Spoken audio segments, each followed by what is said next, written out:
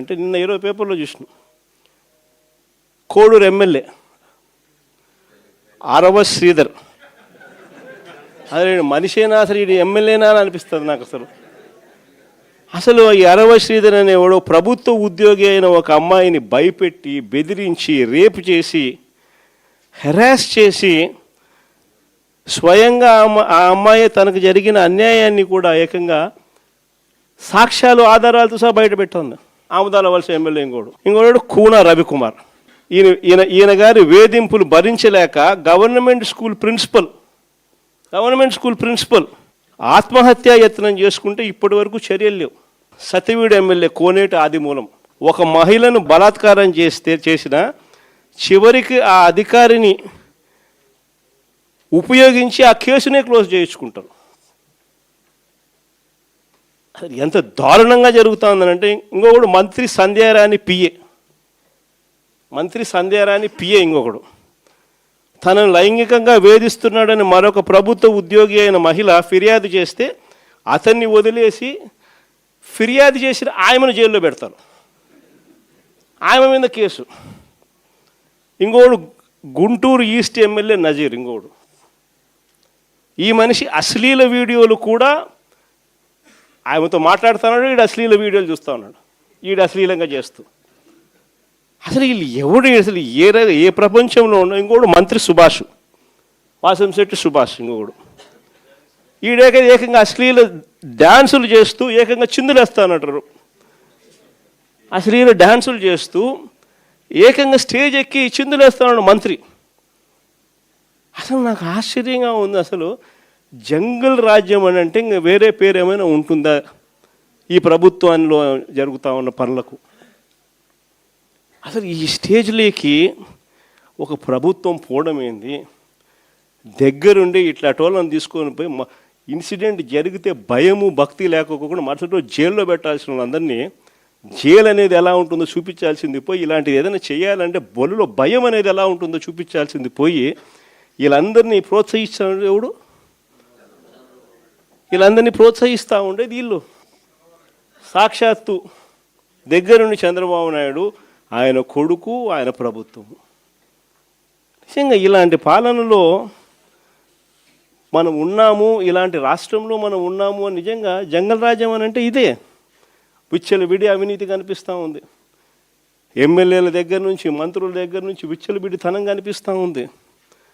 విపరీతమైన కరప్షను, పోలీసులు red book రాజ్యాంగం. ఏ మనిషి తప్పు చేయకపోయినా కానీ దొంగ సాక్ష్యాలు, దొంగ కేసులు పెట్టి బెదిరిస్తూ ఉన్నారు, తీసుకొని పోతున్నారు, అరెస్టులు చేస్తూ ఉన్నారు. ఒకవైపున ఇవన్నీ, మరోవైపు చూస్తే ఎన్నికలప్పుడు చెప్పినటువన్నీ అబద్ధాలు, అన్నీ మోసాలు. మరోవైపున మంచి పథకాలన్నీ రద్దు. ఇంకోవైపు చూస్తే వ్యవస్థలన్నీ కొలాప్స్. ఈ మాదిరిగా సాగుతూ ఉంది చంద్రబాబు నాయుడు పాలన. ఇలాంటి దుర్మార్గమైన పాలన మధ్య వైఎస్ఆర్సీపీ కార్యకర్తలు ప్రజల తరపున నిలబడే ఒక గొప్ప యజ్ఞం చేస్తూ ఉన్నారని చెప్పి గర్వంగా చెప్తాను. ఇలాంటి పాలన మధ్య ప్రజలకు నిజంగా వైఎస్ఆర్సీపీ పార్టీ అవసరం ఉంది. ప్రతి కష్టంలోనూ మనకు ప్రజలకు తోడుగా ఉండాల్సిన ధర్మం మన మీద ఉంది. కాబట్టి నేను మీ అందరికీ కూడా ఒకటే చెప్తా ఉన్నా, చూస్తా 2 ఏళ్ళు అయిపోయింది. ఇంకా కళ్ళు మూసుకొని కళ్ళు తెరిచేసరికి ఇంకా 3 ఏళ్ళే ఉంది. ఈ 3 ఏళ్లలో కూడా ఇంకొకటిన్నర సంవత్సరం గడిస్తే ఆ తర్వాత నా పాదయాత్ర కూడా స్టార్ట్ అవుతుంది.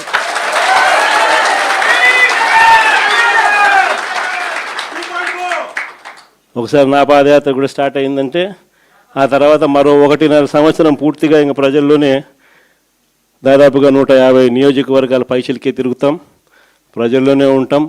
ప్రతి 3వ రోజు ఏదో ఒక నియోజకవర్గం నుంచి కాన్స్టిట్యున్సీలో ప్రజల ఉప్పెనను చూపిస్తూ పబ్లిక్ మీటింగ్లో ప్రజా సమస్యలను లేవనెత్తు చంద్రబాబు నాయుడు కడిగేస్తూ పోతూ ఉంటాం. కాబట్టి మీ అందరికీ కూడా నేను ఒకటే చెప్తా ఉన్నా, మీ అందరూ కూడా చినిమిల్ నాయుడు అని ఉన్నాడు, పాపం సౌమ్యుడు, ఏమన్నా చెప్పు సౌమ్యుడు అని చెప్పి మాత్రం అనాల్సింది. నేను ఒకటి చెప్తా ఉన్నా, మీరంతా కలిసికట్టుగా ఒకటి కావాల్సిన అవసరం ఉంది. చంద్రబాబు నాయుడు గారు సాగిస్తూ ఉన్న ఈ పాలనను ప్రతి ఇంట్లోనూ చర్చనీయాంశంగా జరిగించాల్సిన అవసరం ఉంది. ఈ పాలన ఎంత అన్యాయంగా ఉంది అనేది ప్రతి ఇంట్లో చర్చ జరగాలి. మన ప్రభుత్వ పాలనకు ఈ ప్రభుత్వానికి మధ్య తేడా ఎంతుంది అన్నది ప్రతి ఇంట్లో కూడా చర్చనీయాంశంగా మార్చాలి. అలా మారుస్తూ మనం ప్రతి గ్రామంలోనూ మన అనుబంధ విభాగాలు ఏదైతే మనం వేసుకుంటూ పోతున్నామో వాటి మీద పూర్తి ధ్యాస పెట్టండి. అనుబంధ విభాగాలు అన్నది మన క్యాడర్ ఏదైతే ఉందో వాటిని అన్నిటినీ స్ట్రీమ్లైన్ చేయాలి. వాటన్నిటినీ కూడా ఒక ఆర్గనైజ్డ్ సెక్టర్ కింద తీసుకొని రావాలి.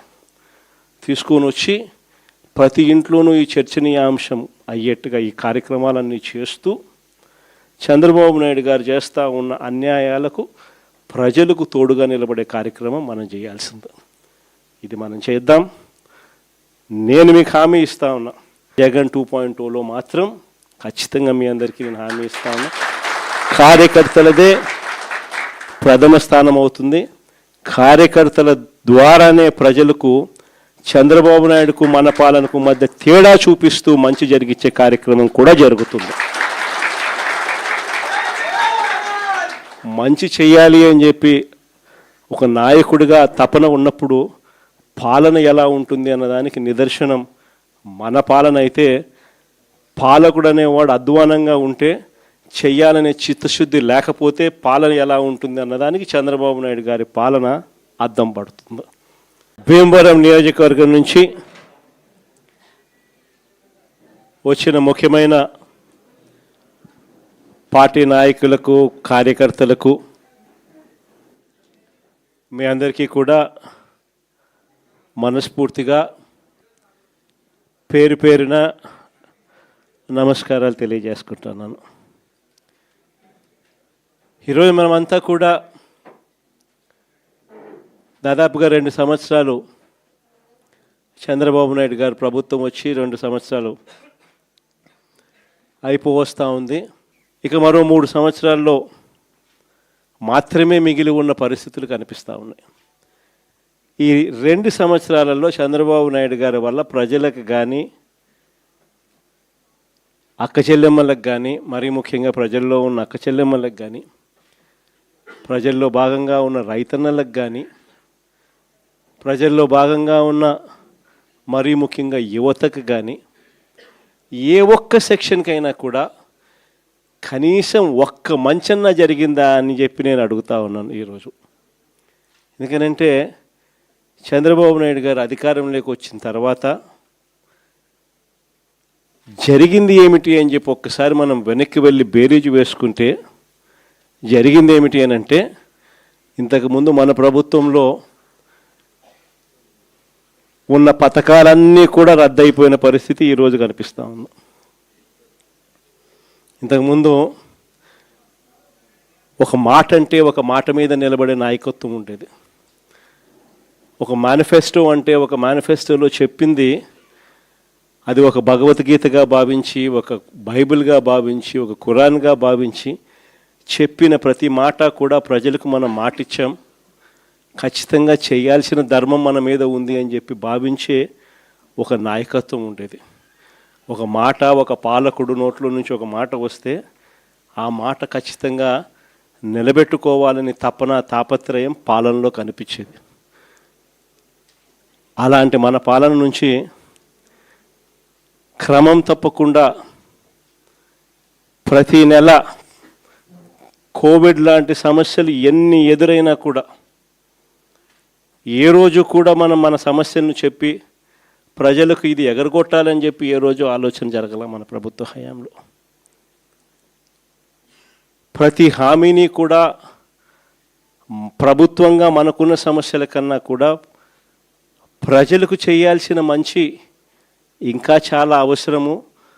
వాళ్ళకున్న సమస్యలు ప్రభుత్వం సమస్యల కన్నా చాలా ఇంకా ఎక్కువగా సమస్యలు పడేది వాళ్ళే అని చెప్పి భావించి ఎన్ని సమస్యలున్నా కూడా ముఖాన ఏ రోజు కూడా చిరునవ్వే తప్ప ఏ రోజు కూడా ఇది చెయ్యలేము అన్న మాట నోట్లో నుంచి ఏ రోజు రానిలేదు.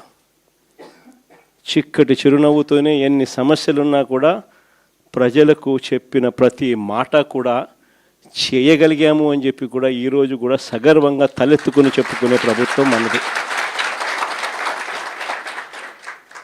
కానీ చంద్రబాబు నాయుడు గారు వచ్చిన తర్వాత